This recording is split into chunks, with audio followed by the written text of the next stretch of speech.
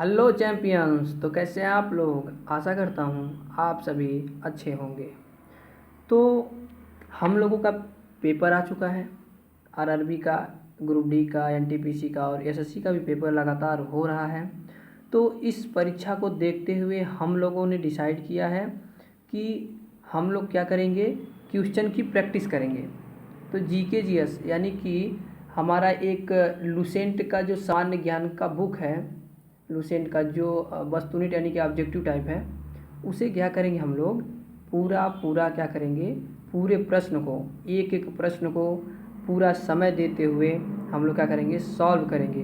हम इस प्रश्न में ऐसा कुछ नहीं करने वाले कि हम इस प्रश्न को बहुत ही डीप और बहुत ही एनालाइसिस करें। हम लोग क्वेश्चन को देखेंगे और आंसर को टिक लगाएंगे, ठीक है, ताकि पेपर में एज इट इज़ जैसा का तैसा देख करके अगर वैसा सवाल दिखा, वैसा क्वेश्चन दिखा, तो आप क्या करेंगे, आसानी से उसे लगा करके चले आएंगे।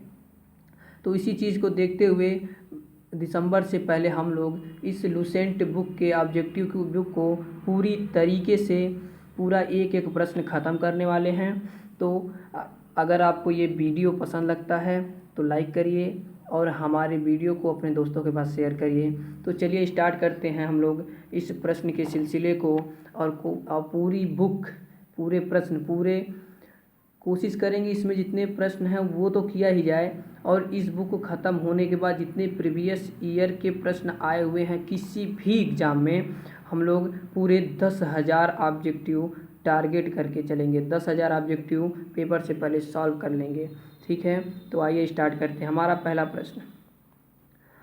पहला प्रश्न है, 1 मिनट समय दीजिए ज़रा मुझे। हमारा जो पहला प्रश्न है कि हड़प्पा सभ्यता का सर्वाधिक मान्यता प्राप्त काल क्या है। तो हड़प्पा सभ्यता का काल तो बहुत सारे वैज्ञानिकों ने अलग अलग दिया है, अलग अलग बुक में अलग अलग तरीके से इसे दिया गया है। लेकिन जो हमारे पेपर में आएगा कि हड़प्पा सभ्यता का सर्वाधिक यानी सबसे ज़्यादा जो मान्यता प्राप्त काल है वो कौन सा है, तो हम लोग को याद रखना है वो कौन सा है, 2500 ईसा पूर्व से, कौन सा है, 2500 ईसा पूर्व से 1750 ईसा पूर्व। ये ऑप्शन बी याद रखना है। चलिए अगले प्रश्न पे चलते हैं। अगला क्वेश्चन है कि सिंधु घाटी की सभ्यता निम्नलिखित में से किस सभ्यता के समकालीन थी। यानी कि जब हमारे देश में, हमारे यहाँ जब सिंधु घाटी सभ्यता चल रही थी तो उसी समय किसी अन्य देश में अलग अलग सभ्यताएं चल रही थीं। जैसे जब हमारे देश में सिंधु घाटी सभ्यता चल रही थी तो उस समय क्या चल रहा था, क्रीट की सभ्यता चल रहा था। तो समकालीन का मतलब उस समय काल में, उस समय काल में कौन सी सभ्यता चल रही थी, तो ये याद रखना है कौन सी चल रही थी बेटा, क्रीट की सभ्यता चल रही थी। तो इसलिए ऑप्शन बी हमें याद रखना है, ठीक है। नेक्स्ट क्वेश्चन, अगला क्वेश्चन है कि सिंधु घाटी की सभ्यता कहाँ तक विस्तृत थी। यानी कि सिंधु घाटी सभ्यता कहाँ तक थी, तो ये हमें याद रखना है कि सिंधु घाटी की सभ्यता हमारी कहाँ थी, पंजाब, राजस्थान, गुजरात, उत्तर प्रदेश, हरियाणा, सिंधु और बलूचिस्तान तक फैली हुई थी। यानी हमारी जो सिंधु घाटी सभ्यता है वो यहाँ तक फैली हुई थी। आपको सारी एक एक प्रश्न को इस नज़र से पढ़ना है कि वो एक एक प्रश्न हमारे एग्ज़ाम में आने वाला है, क्योंकि कहीं ना कहीं ये प्रश्न किसी न किसी एग्ज़ाम में हमसे पूछ लिया गया, इसलिए ये बहुत इंपॉर्टेंट हो जाता है। एक कम्पिटिटिव बॉय या एक कंपटीटर को या स्टूडेंट को इस बुक की पूरी नॉलेज तो होनी चाहिए, क्योंकि लुसेंट एक बेसिक नॉलेज है।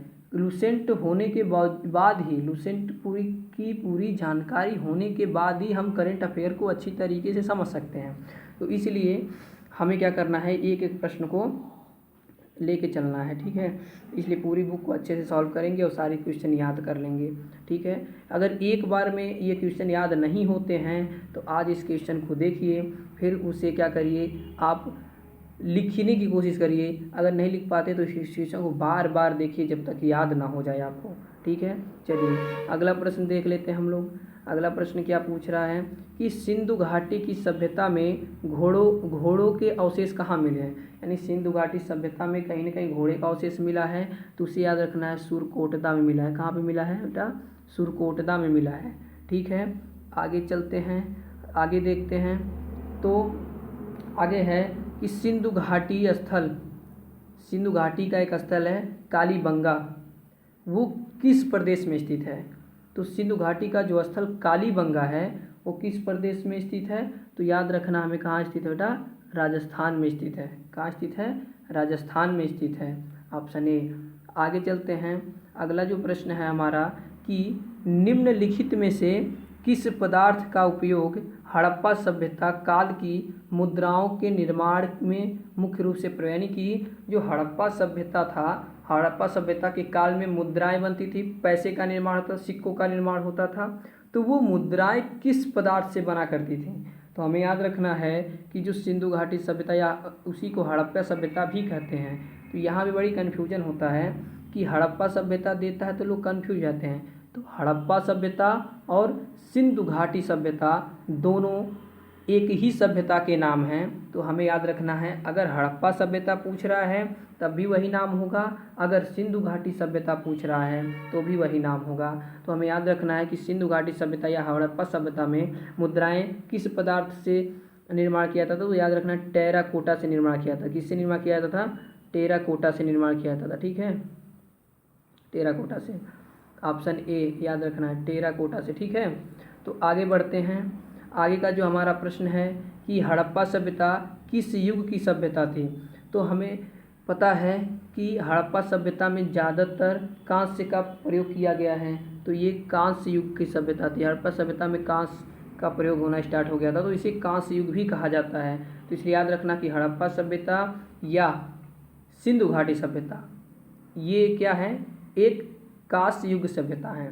तो याद रखना है ये क्वेश्चन बार बार एग्जाम में पूछा हुआ है, हमारे लिए बहुत ही इंपॉर्टेंट है। तो एक एक प्रश्न को इस दृष्टि से देखना आपको कि हमारे आने वाले एग्जाम में यही प्रश्न आने वाला है, तब आपको याद रखना है।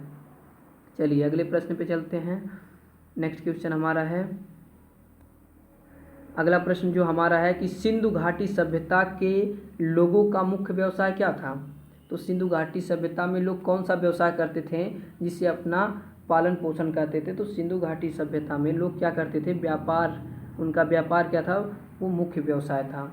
ठीक है, चलिए आगे बढ़ते हैं। आगे का क्वेश्चन है हड़प्पा सभ्यता के निवासी किस तरीके थे? तो हमें याद रखना है कि हड़प्पा सभ्यता के निवासी कैसे थे? तो वो शहरी व्यवस्था में थे। क्यों? क्योंकि वहाँ पे जो रास्ते मिले हैं वो क्या थे? पूरे प्रॉपर रूप से जो बिल्डिंग बनी हुई थी एक अस्थायी रूप से बनी हुई थी।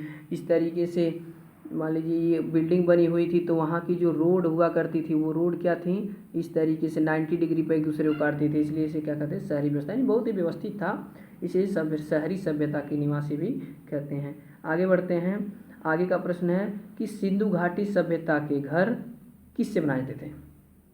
तो सिंधु घाटी सभ्यता के घर किससे बनाए जाते थे? तो ईंटों से बनाए जाते थे। सिंधु घाटी सभ्यता के घर किससे बनाए जाते थे? ईंटों से। चलिए आगे का प्रश्न देखते हैं। तो यहीं तक हमारा प्रश्न था। हम हर रोज़ 10 ही क्वेश्चन अगर सॉल्व करते हैं, 10 क्वेश्चन अगर याद कर लेते हैं, तो धीरे धीरे करके हम लोग क्या करेंगे? पूरे बुक को ही सॉल्व कर डालेंगे। तो इसे कहा जाता है ना कि बूंद बूंद से सागर बनता है, बूंद बूंद से घड़ा भरता है, तो हमें बूंद बूंद से ही घड़ा भरना है। तो चलिए नेक्स्ट वीडियो में आते हैं 10 क्वेश्चन के साथ। अभी इतिहास शुरू किए हैं, अगर आप चाहते हैं कि दूसरा कोई सब चैप्टर स्टार्ट किया जाए तो आप हमें कमेंट में ज़रूर बताइए, और अगर आप चाहते हैं किसी और बुक को लेकर के चला जाए तो वो भी कमेंट में बताइए। Thank you very much.